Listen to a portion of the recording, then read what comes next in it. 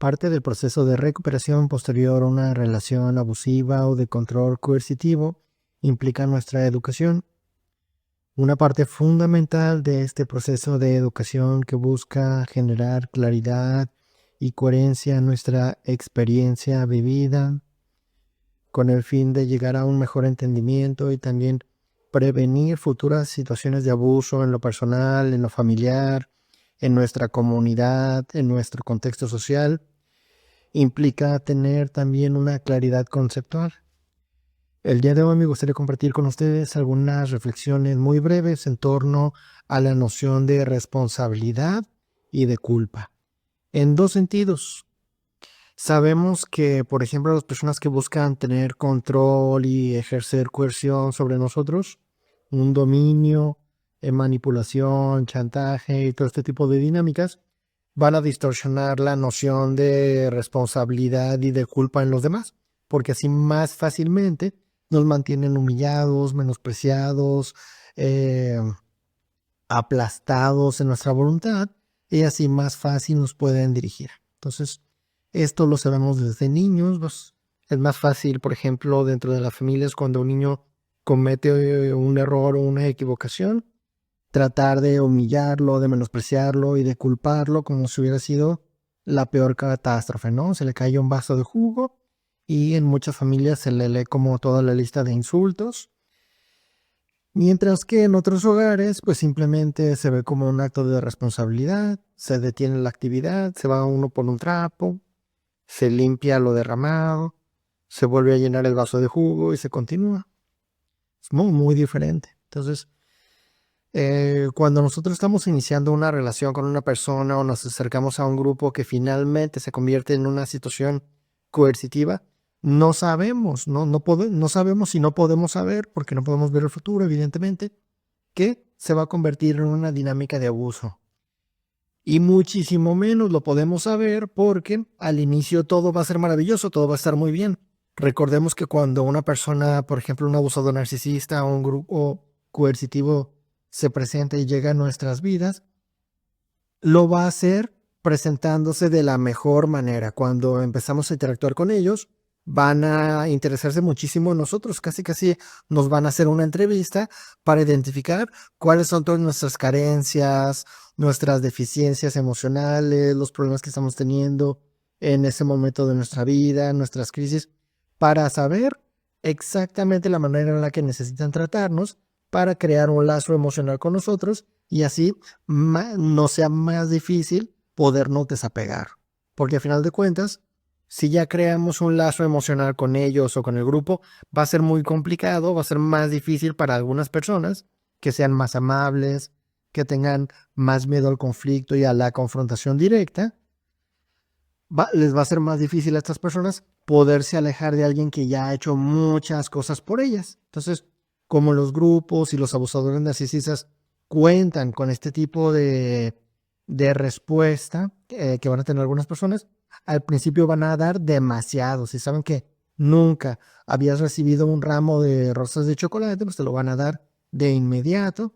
Van a darte ese viaje a Europa, van a llevarte a este viaje a las cabañas, los regalos de flores, van a hacer todo este tipo de detalles, de regalos, de experiencias, para que al final de cuentas sea muchísimo más difícil para ti no aceptar cuando ellos te pidan algo a cambio, ¿sí? Entonces, cuando finalmente el abusador narcisista te pida, por ejemplo, acceso a tus redes sociales o acceso a tu smartphone, que sería el paso 1 de toda la escalera, pues se va a sentir difícil para algunas personas.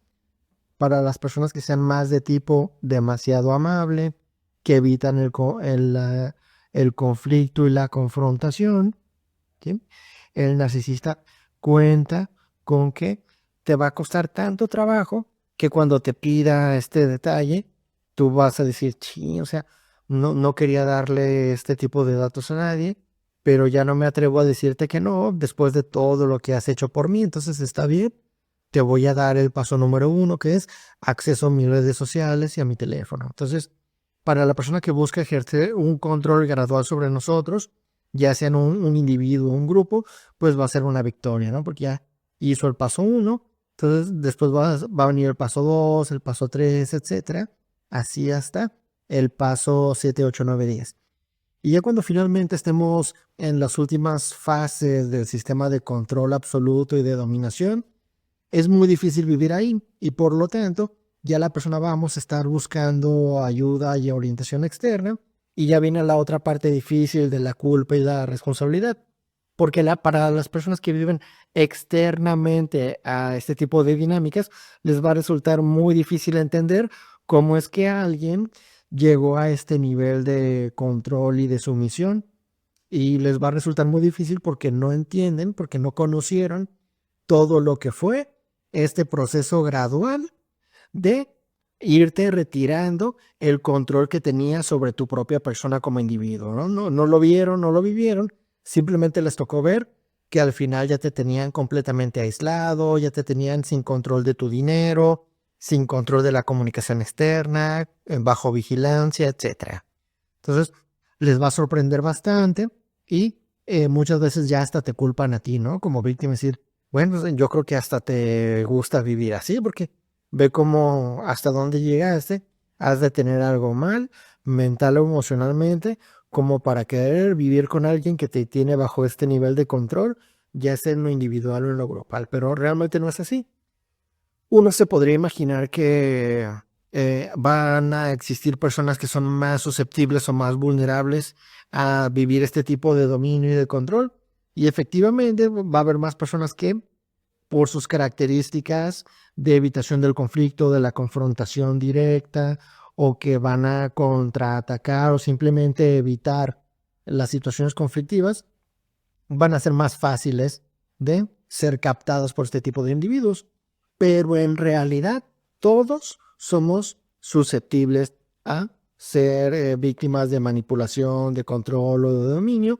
Simple y sencillamente este tipo de individuos que generan dinámicas de control, lo único que tienen que hacer con cada uno de nosotros es crear un sistema de, como digamos, nuestro propio caminito, con nuestras recompensas, con los anzuelos y el tipo de carnadas, muy bien dirigido para el tipo de personas que les interesa captar, que en el momento de la vida en donde nos encontremos, pues será muy distinto para cada uno de nosotros.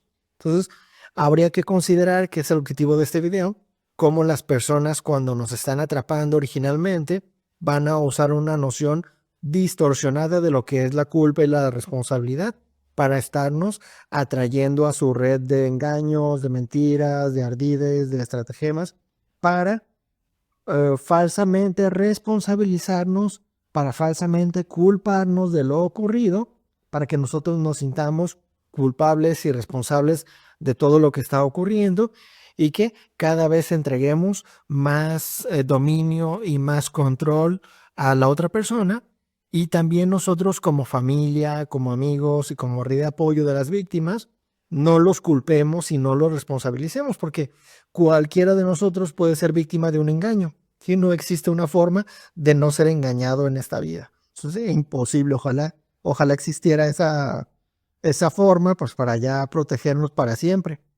Pero en realidad las personas que se dedican a utilizar todo tipo de ardides, de estratagemas, de engaños para terminar ganando control y manipulación de los demás, simplemente van a crear un tipo de sistema personalizado dependiendo del tipo de víctima que van a buscar, ¿sí?